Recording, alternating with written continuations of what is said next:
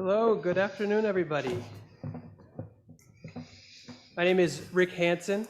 I'm the local history librarian here at the Greenwich Library. Before I begin with introductions, I just wanted to start with a few housekeeping items. Thank you for keeping your masks on in the library while you're here and while you're in the Berkeley Theater. And please check and silence your cell phones if you have them with you. And then, as a colleague of mine likes to say, please check and silence your cell phones again. There's always that one little notification that seems to sneak through and make a little noise. Our friends from Diane's Books are here, and they have books for purchase out in the lobby after the program.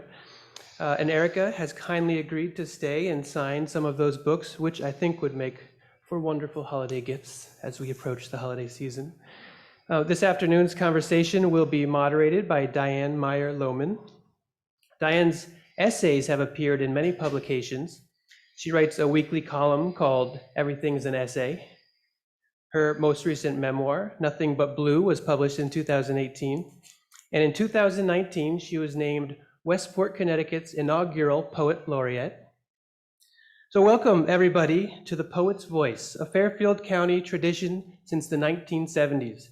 Thanks to the generosity of the Meitner family, the Meitner family has been supporting the Poet's Voice reading at Greenwich Library in honor of Horace and Zelda Meitner through the Horace E. Meitner Poetry Fund. In a tribute to the late Zelda Meitner, a longtime board member and at one point the longest serving board member of the Friends of Greenwich Library adopted a co-sponsorship of the Poet's Voice poetry reading program. And that was back in 1996. The great tradition continues, and this afternoon's presentation is sponsored by the Friends of Greenwich Library. I'd like to thank our chairman, Hillary Martin-Lee, and of course, board member Daisy Florin for their extra support this year in putting and hosting together the Poet's Voice. The Poet's Voice is always an intimate gathering, and today we've selected this newly renovated space to better recognize our poet, Erika Meitner. This is also the ideal location to live stream and record, so we are connecting from many different locations. One of American poetry's new masters of the art, Erika Meitner, was born and raised in Queens and Long Island, New York. Erika is a first-generation American. Her father is from Israel, and her mother was born in a refugee camp in Germany. She is a Fulbright Distinguished Scholar, the author of 5 books of poetry, winner of the 2018 National Jewish Book Award for Poetry, and professor of English in the Creative Writing Department at Virginia Tech. Her poetry and prose have been included in several anthologies, as well as many journals. Her newest collection, Holy Moly Carry Me, wrestles with racial tensions, religious identity, gun violence, raising children, and the anxiety of general life in the 21st century. So without any further delay, on behalf of the Friends of Greenwich Library, I'm excited to extend a warm welcome to our 2021 Poet's Voice poet, Erika Meitner, in conversation with Diane Meyer Lowman. Diane and Erika.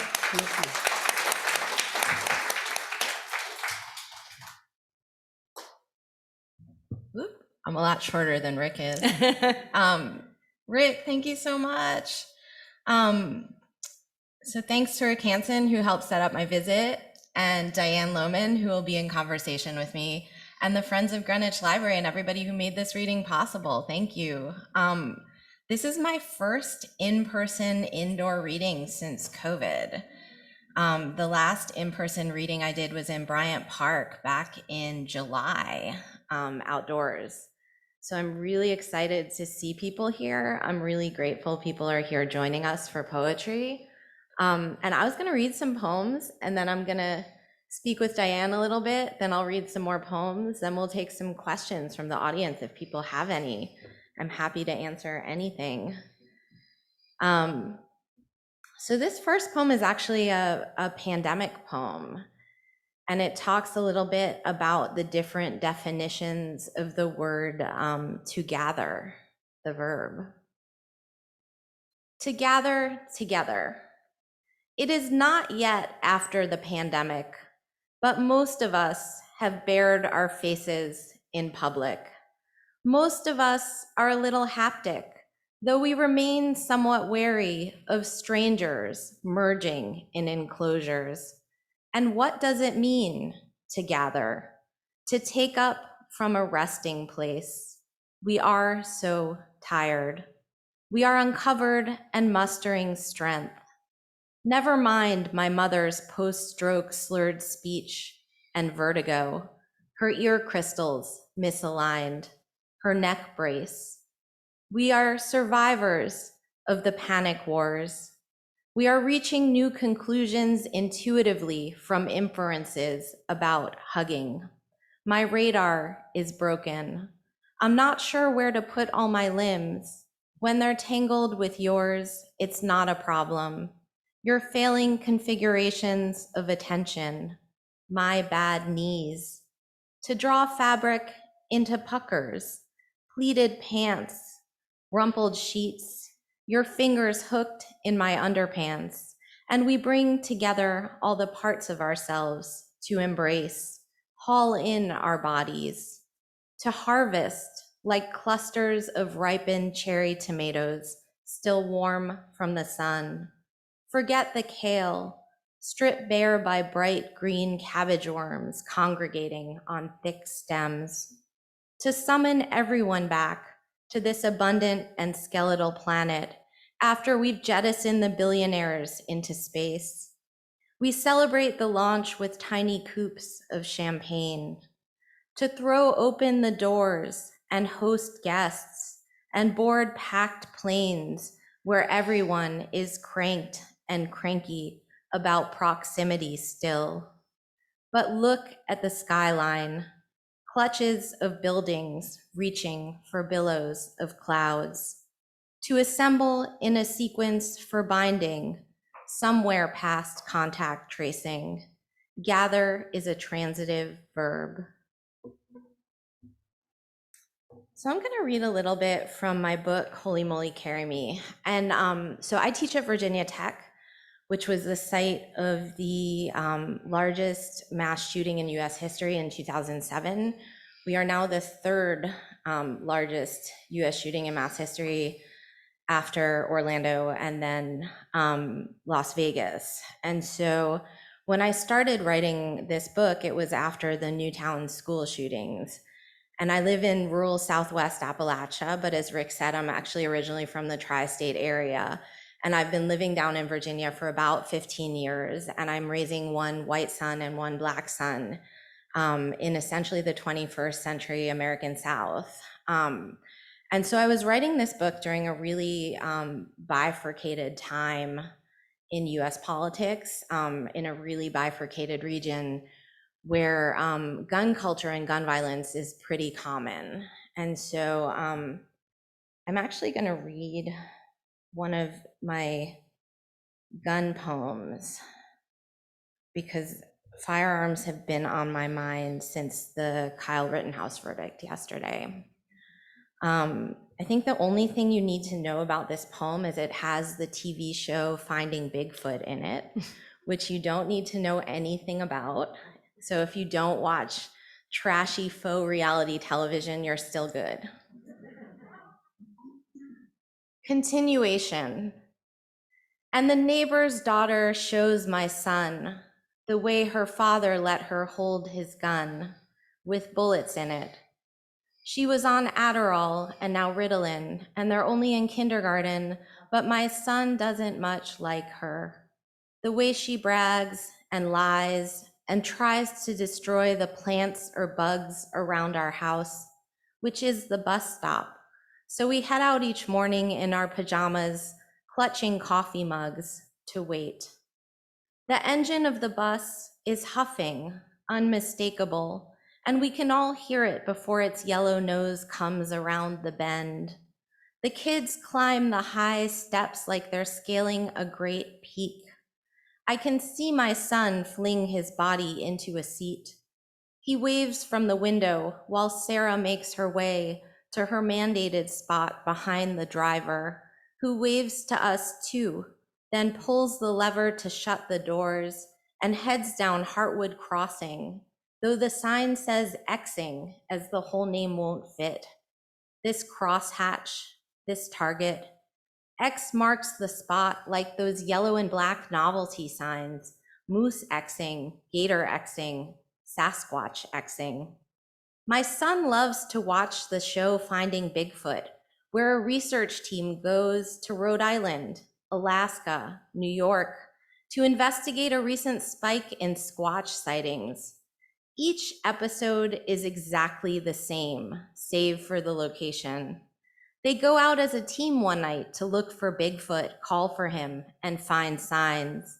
Next, they have a town hall meeting to discuss sightings with residents who tell stories which they recreate using a giant guy named Bobo as a stand-in. And they always come to the conclusion that the resident did see a Bigfoot, that Bigfoot could definitely live in blank. We live in blank. Sarah's mother threw her father out for keeping a loaded Uzi on the floor of their garage. When Sarah aims with her fingers at the empty birds' nests in the eaves of our porch, I wait for her to say bang, but instead she repeats, it had bullets in it. And there's the bus wheezing around the bend again, yellow as a road sign, a daffodil, a stretch of caution tape. I'm gonna read a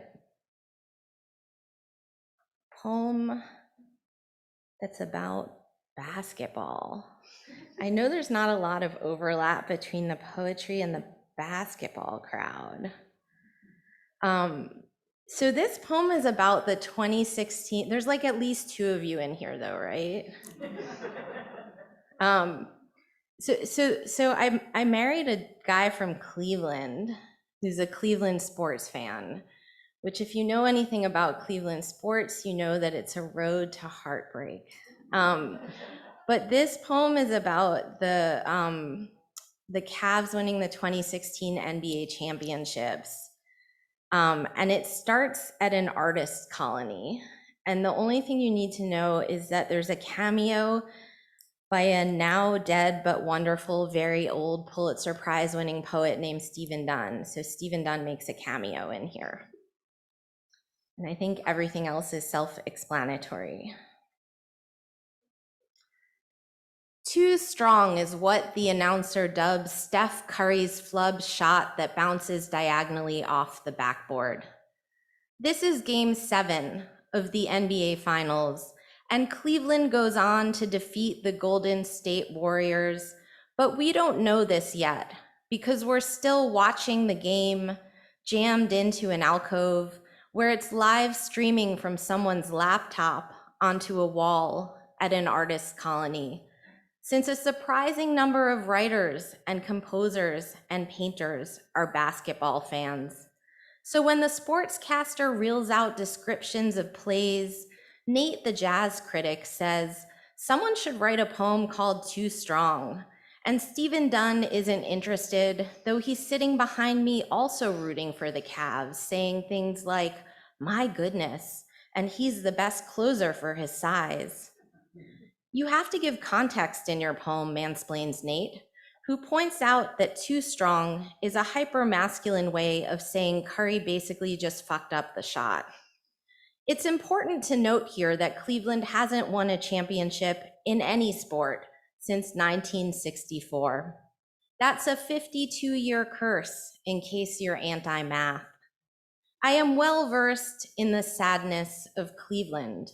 Skies hanging like lead most of the year, husks of buildings, smokestacks pumping raw flame over downtown.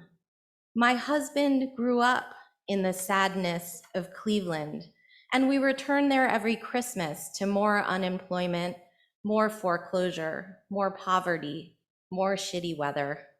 When LeBron left Northeast Ohio, my husband actually burned his replica jersey in the yard. Wouldn't mention his name for 3 long years of anger and mourning. He uses Cleveland sports teams to teach our sons about failure and perseverance, with a heavy emphasis on the failure. But here's LeBron on screen lugging his city's championship dreams like a bag of rocks. Forget Tamir Rice, age 12, gunned down by police for being Black, for playing with a toy gun in a park, left to bleed out on a sidewalk. Forget that Cleveland is the poorest city in America other than Detroit.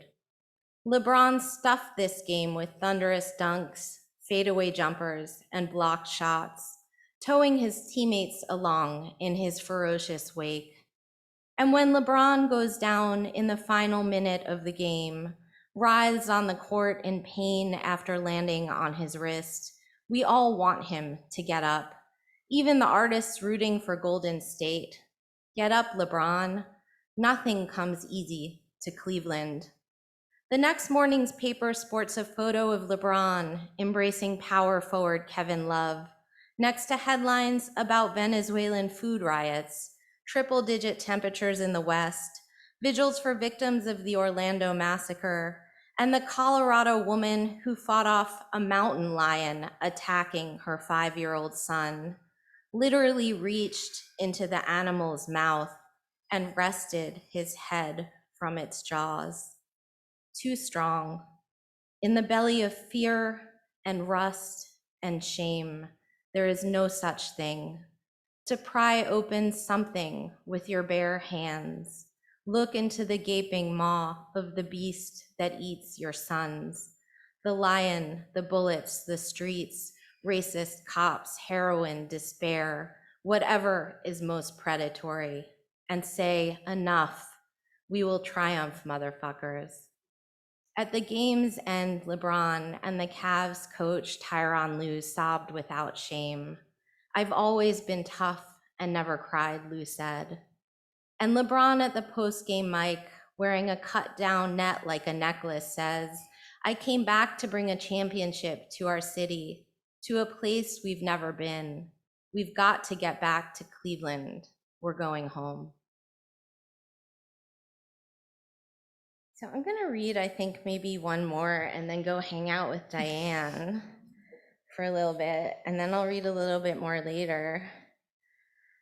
I'm gonna run a new one by you all. So I've been writing a little bit about global warming and the apocalypse. So it'll be uplifting, don't worry. No,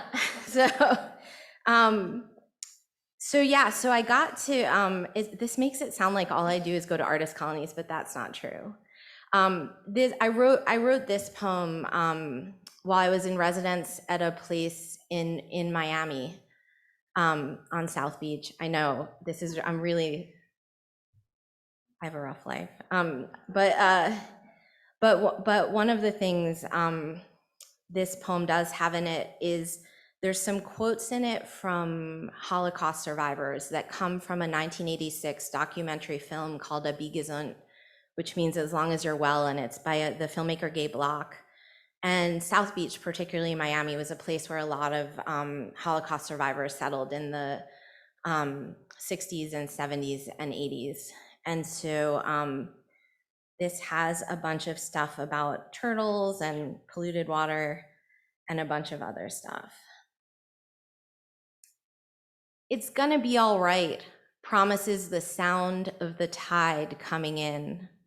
Never mind the no swim advisory, the sidewalks and parking lots strewn with yellow and black crime scene markers on the regular, the reappearing swastikas, or the fact that 1/4 of humanity will run out of water by 2030.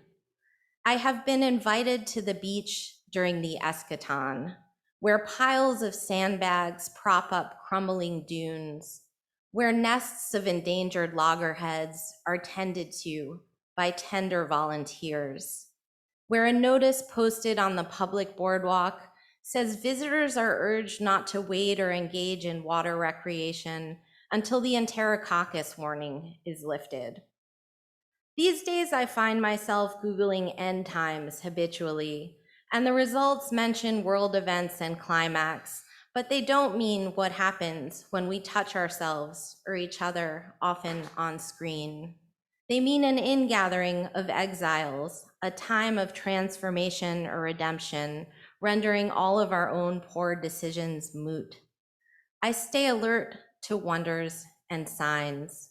When I was running last week, a black snake at least 4 feet long slithered off the road into the dusk, and then a double rainbow so bright vaulted across the sky, I didn't know what to do except attempt to capture both with my phone, in case covenant, in case end of an epic. We try to warn ourselves every chance we get about this dangerous moment, but I was raised by refugees trained in the art of hypervigilance. You don't need to tell me anything.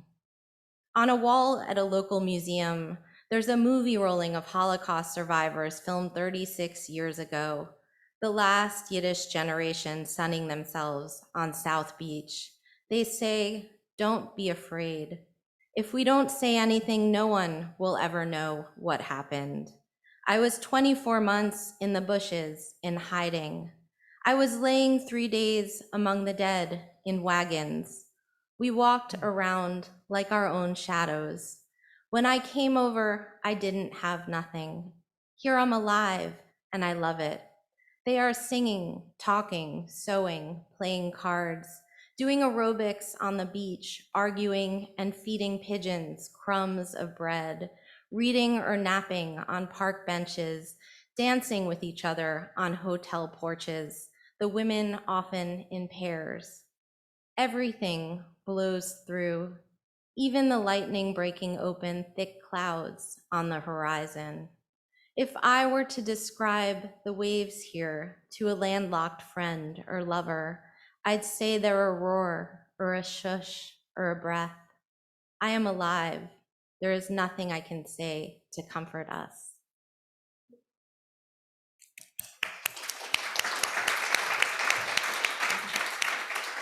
Thank you so much. Hi, Diane. Hi, how are you? Good, how are you? Great, thank you for being here and for doing that. Thank Rick, thank the Friends of the Library, and Daisy for suggesting that I might merit this task. It's really a joy to be here.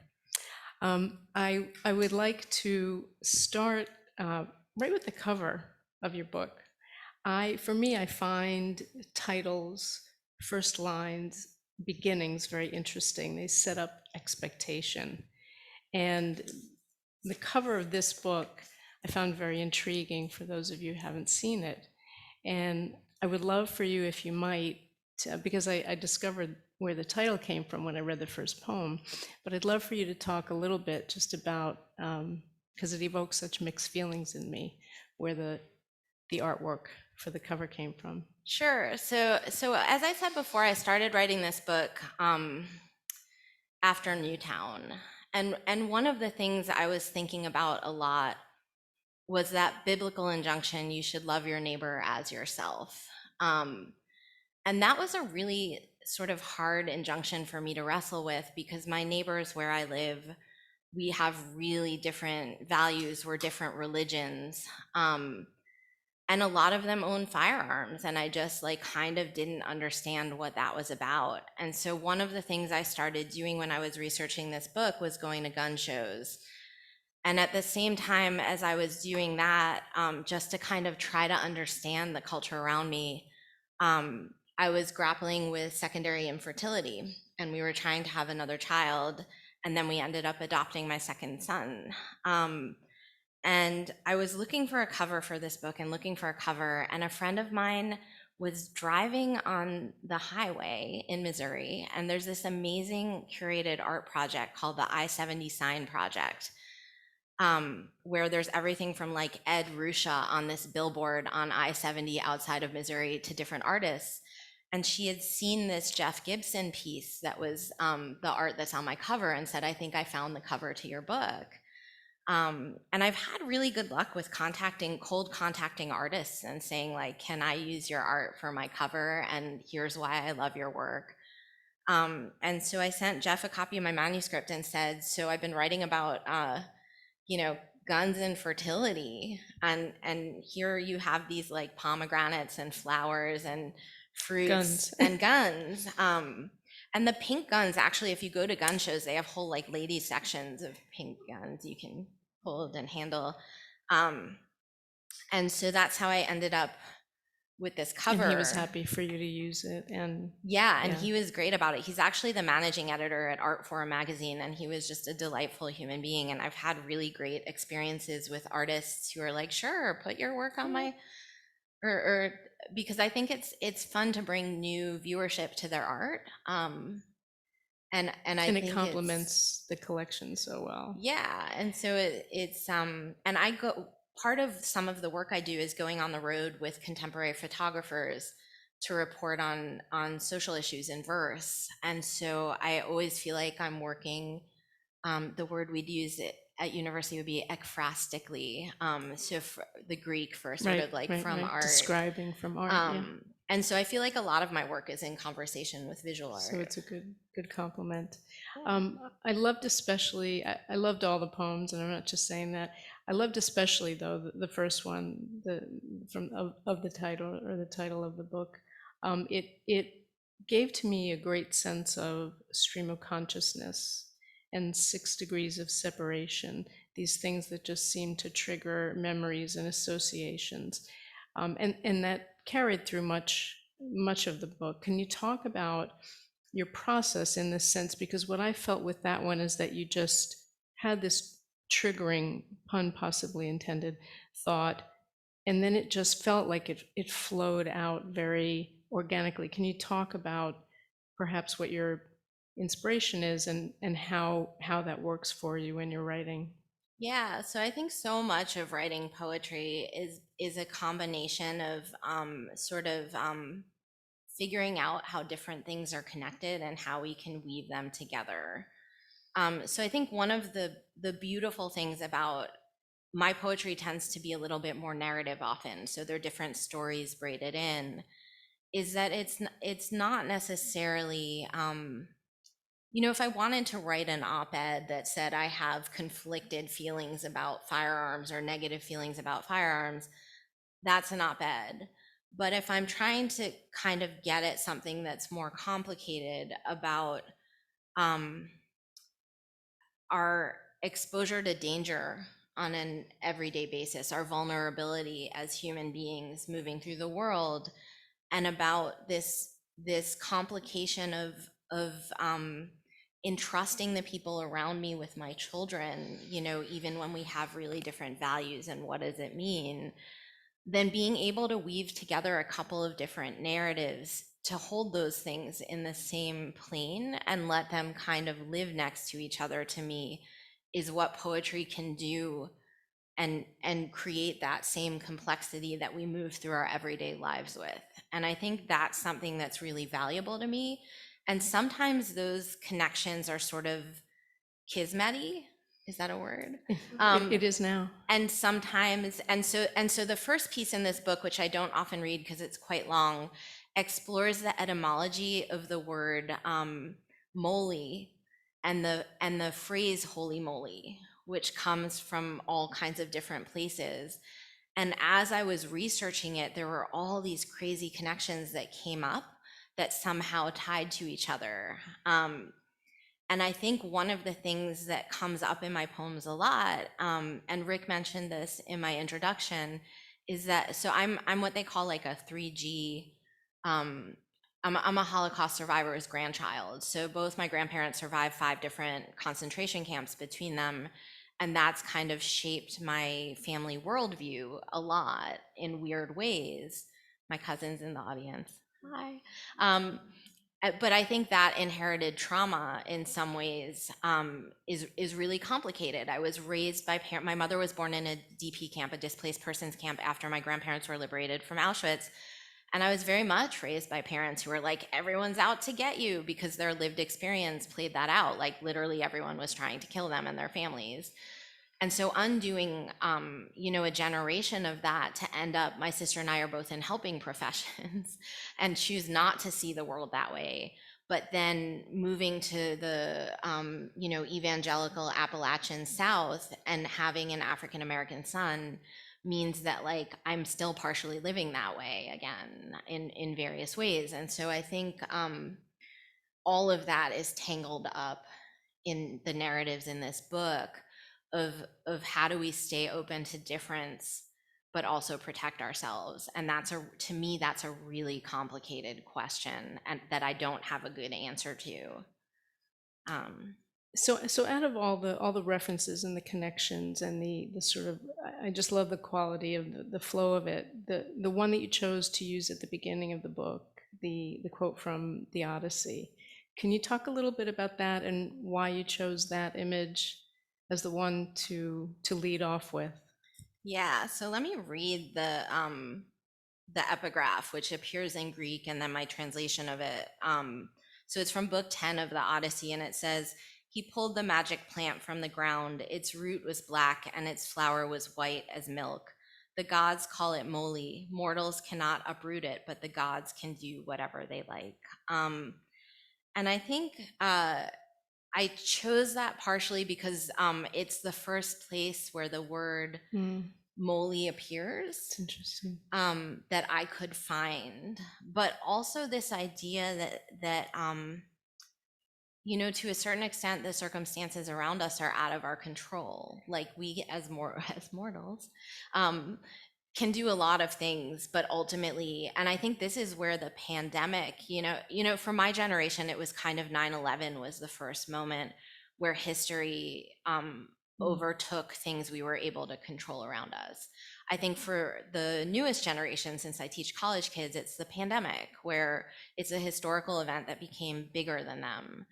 And for my parents, it was certainly, like World War II and then Vietnam and other things, and the civil rights movement and all of this other stuff. And so I think that I was writing this book when we were still in a moment where things kind of felt like it was in some ways still within human control, but then in other ways, when it came to mass violent events and other things, was slowly not. Right, and I saw with the gods, I saw that sort of maybe inference to privilege. Only the privileged and special could.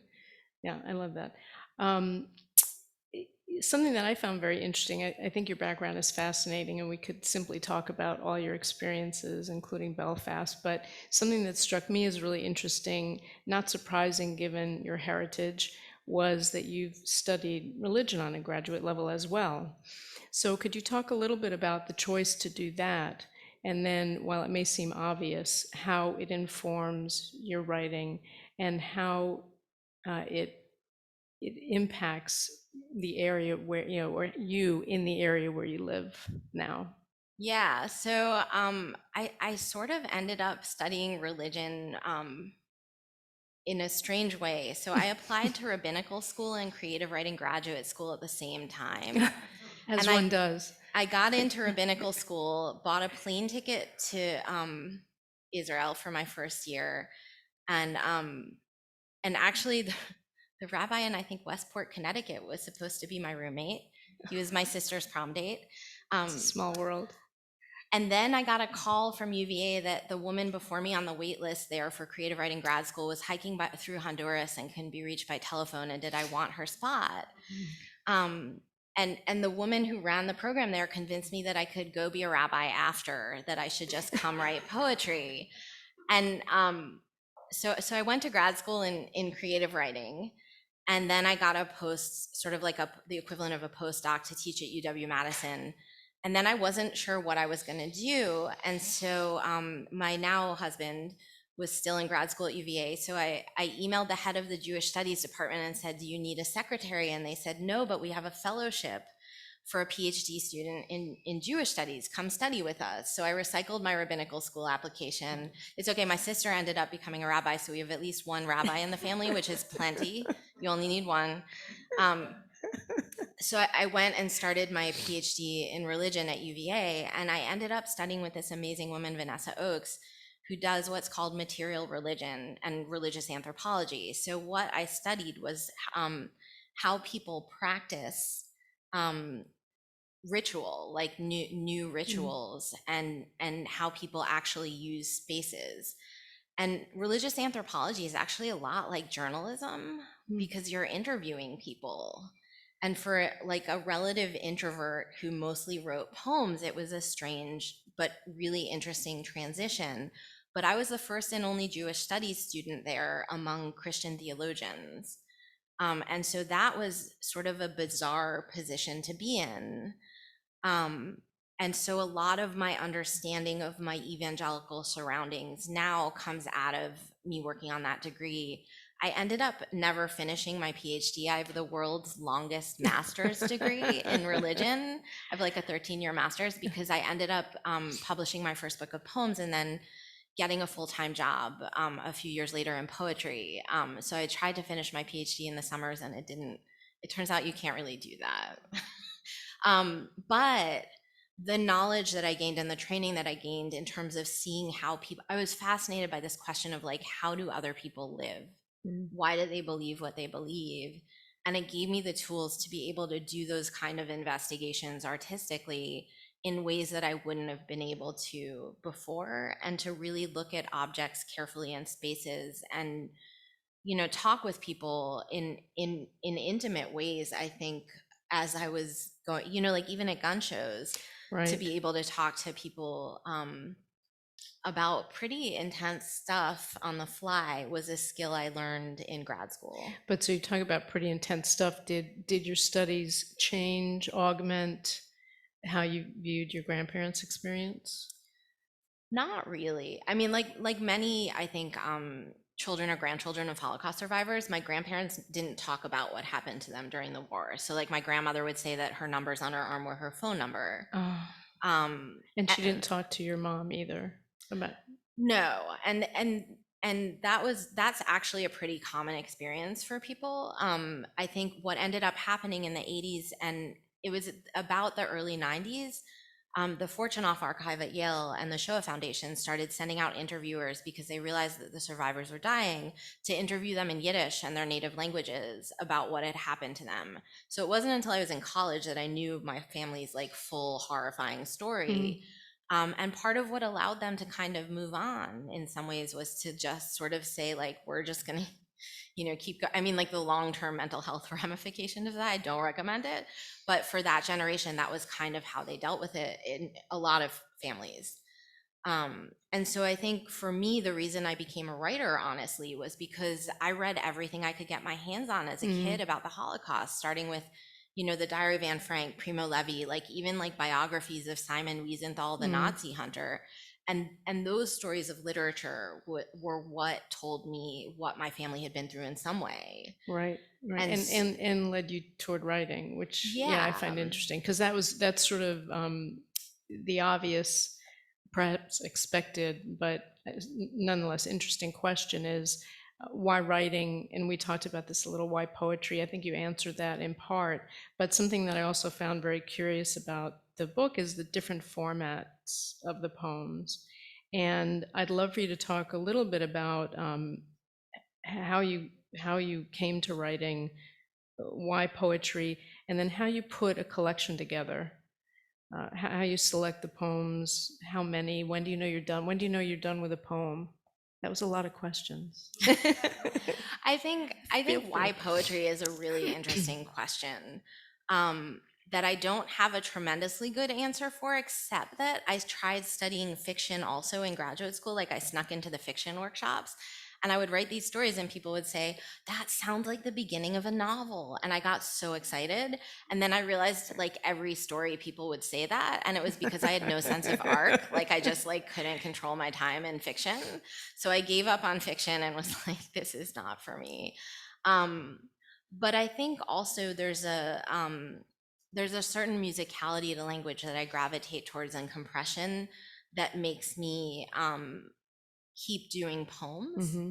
And I also think there's an oral, O-R-A-L, oral, A-U-R-A-L component to it that's really important to me, because it can live off the page in a way that fiction doesn't. An essay just doesn't, doesn't always translate that way. And also that it has a body. Like poems are the only form of text that have a body on the page, and you can take it anywhere you want, but it stays in the same body and container, almost like a stanza. Right. means room in Right, Italian, right. and so it's very spatial. So do you know the format of a poem before you start? Sometimes not. I know what kinds of formats work better with certain kinds of content. So if I'm writing a really long, rangy narrative poem, I know that I can get away with long-lined couplets and it'll braid certain things together. But there's certain poems in here I relinated like 800 Really? times and still was never sure if We they're, were talking about how nice word processors are yeah. for that. We were Having talking to white things out and to a high school student and saying that our teachers had only had typewriters, so when they wanted to relineate something, it was like really intense. So how do you see a collection forming?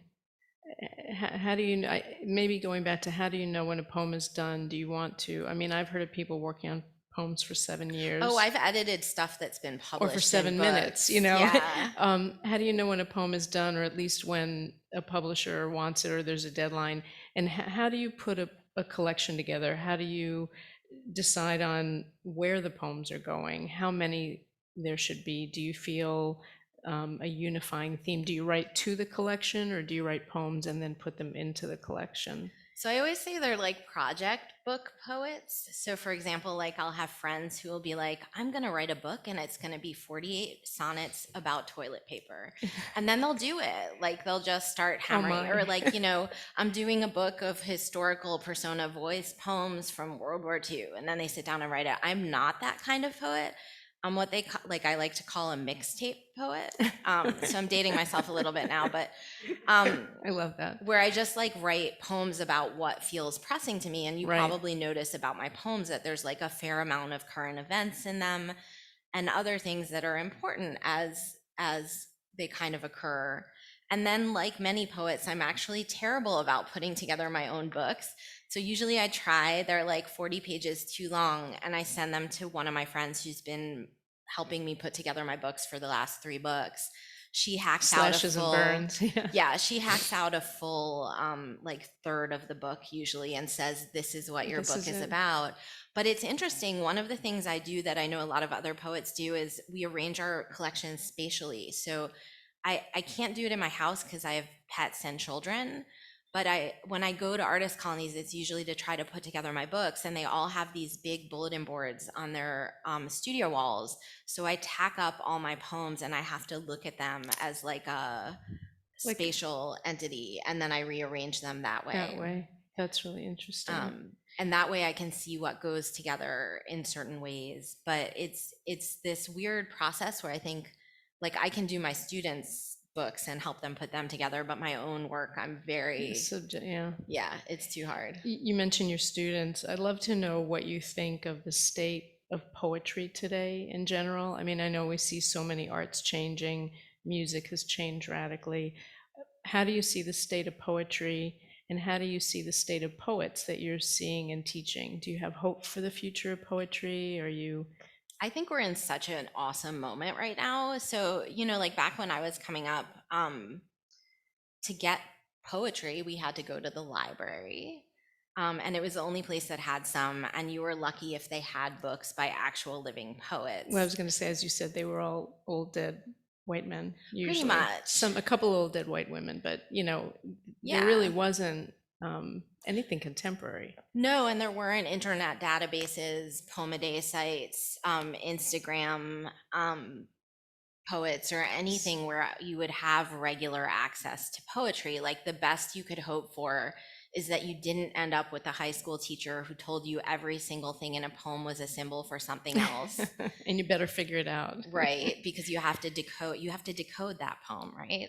And I think it's interesting. I see one of my friends from high school out there. Hi, Leora. My first experience of a living poet was when our mutual friend, our friend Dave, took me into the city to see Allen Ginsberg read live with bongo drums in his white kaftan. And I was like, oh my gosh, this is like a thing you can do. You can be a poet. Like that's not a job.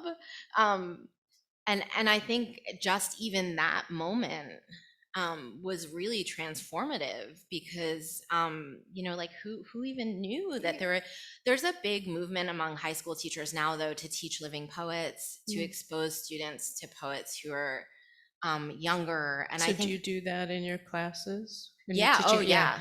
I sometimes teach dead people, but less because I'm teaching writing, Not so dead I want students, them. dead authors. Yeah, so I teach lit occasionally, but I mostly teach writing, and I want them to be able to enter a conversation that's happening Right. among contemporary American poets and international poets. And so I think we're actually in a really great place. So one of the things Dana Gioia did when he was running the National Endowment for the Arts right after he rolled off is he started the Poetry Out Loud program.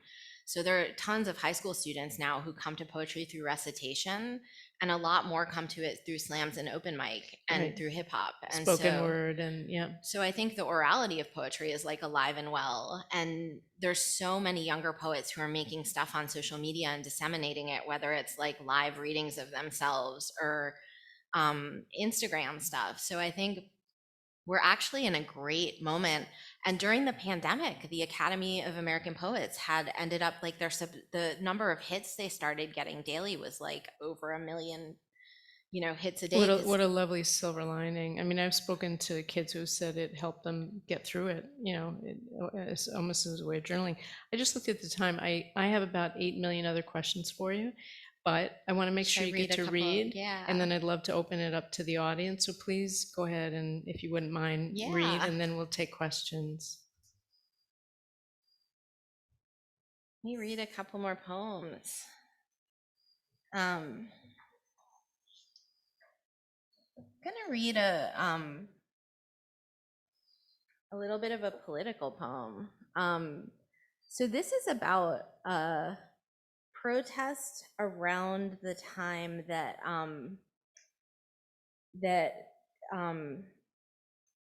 we found out sort of collectively as a society that children were being detained at the border and kept in cages. And that was very upsetting to a lot of communities. So a lot of communities organized protests around immigration. So this is about a protest at my local congressman's office and starts with a toy puzzle. I don't know how many of you have kids or grandkids who have Melissa and Doug puzzles that make noise. So it starts with one of those. Light sensitive puzzle piece. At the protest where everyone was outraged about children in cages, a guy who looked vaguely like Jesus was holding a Keep Families Together sign, and a woman who wanted to speak was holding a megaphone, then said, "I've never used one of these things. How does it work?" And her friend with the Love Thy Neighbor, No Exception sign said, "Hold it closer to your mouth." And she did. And while she was speaking, pickups drove by with enormous American flags. Pickups drove by blasting aggressive country, God bless the USA. And I couldn't stop looking at Protest Jesus's work boots, his cut-off homemade tank top. I was holding a sign sharpied on the back of a pizza box from 4 protests ago that said "Child of a Refugee," with a red arrow pointing to me. And I stood near 3 women with small cages for rabbits, birds, gerbils that each held dolls. One was a Cabbage Patch Kid with blonde braids, since protest as mixed media sculpture is a thing now, even in Appalachia. And there was a toddler wearing a Superman shirt. Holding a rainbow Superman was a refugee poster, and his father was holding him on his shoulders. Some nights when it was late and my sons were small and asleep in their beds, I'd turn off all the lights in the house, and suddenly the sound of a train or a cow or cricket, something moving and alive from their puzzles, would speak when you shifted a piece off or put one back on. This inanimate thing made animate by light would utter ghost sounds. The reporter from the local paper asked me why I was there on the sidewalk, so I told her about my mother and the DP camps.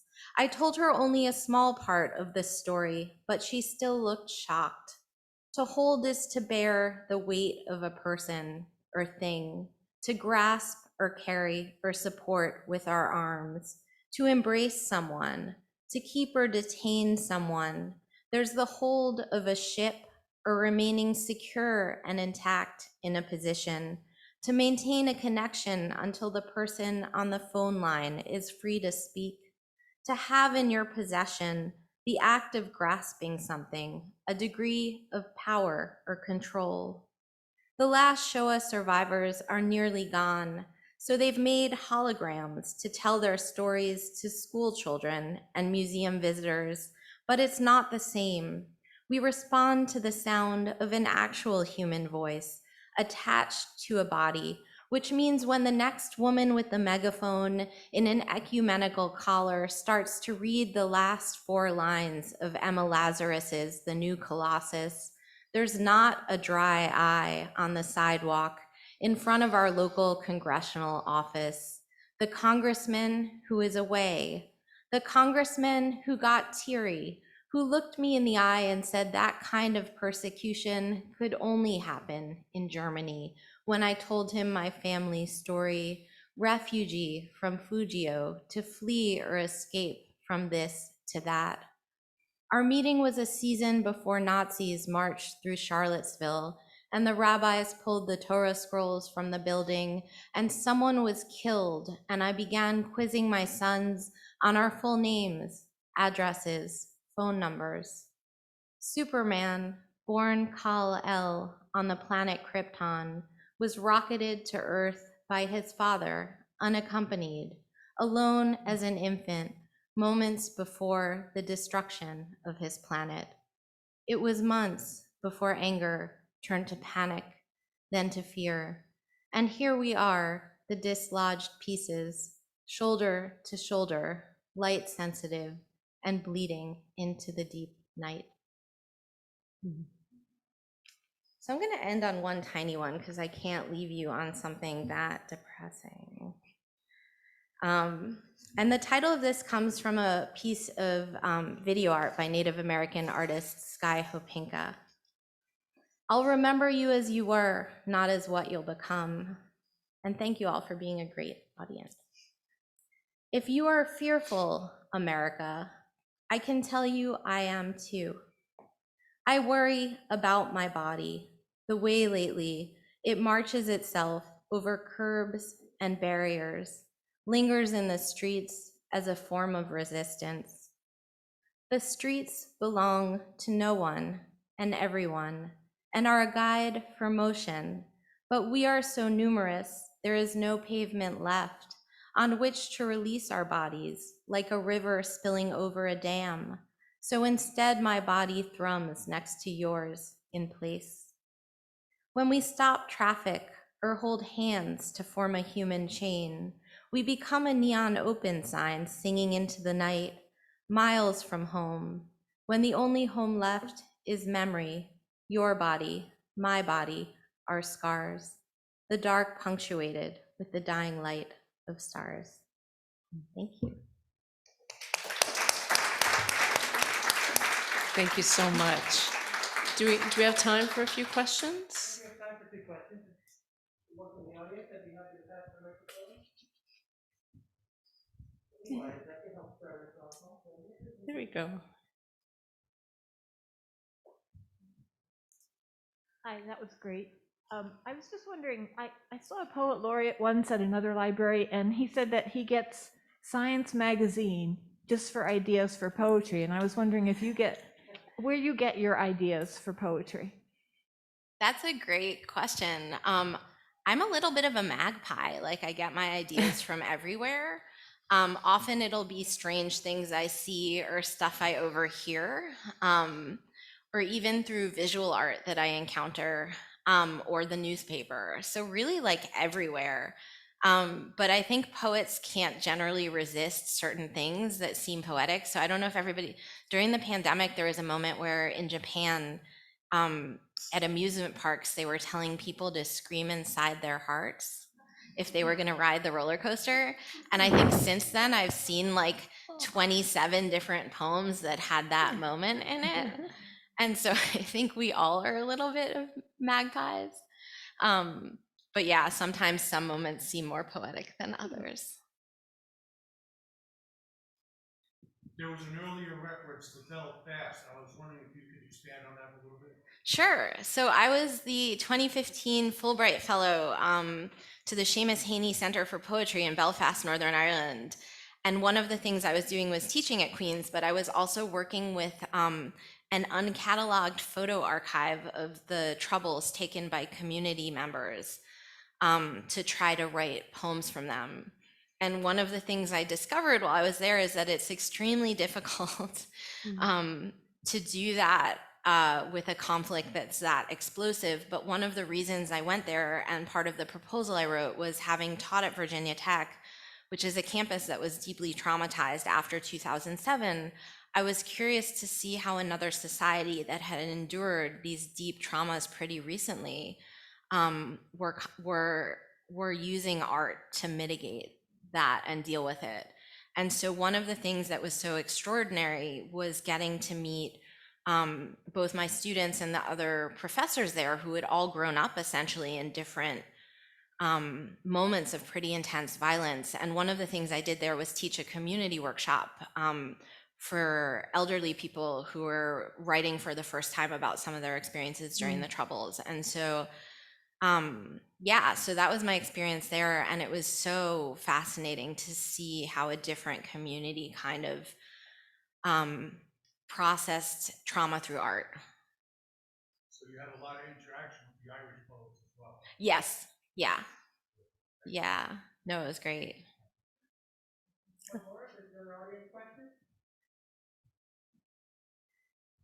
Lastly, then, I'd like to just quickly ask, since we are using stylistic choices often on stage, talking about stylistic choices, line and stanza spacing, and even the use of an ampersand, like in your poem De Soto Park. I wonder if you could just briefly talk about that, because we don't always see an ampersand in poetry. Ampersand, yeah. I think some of my work is, and you probably heard the difference a little bit, sometimes some of my work is a little more conversational than other pieces.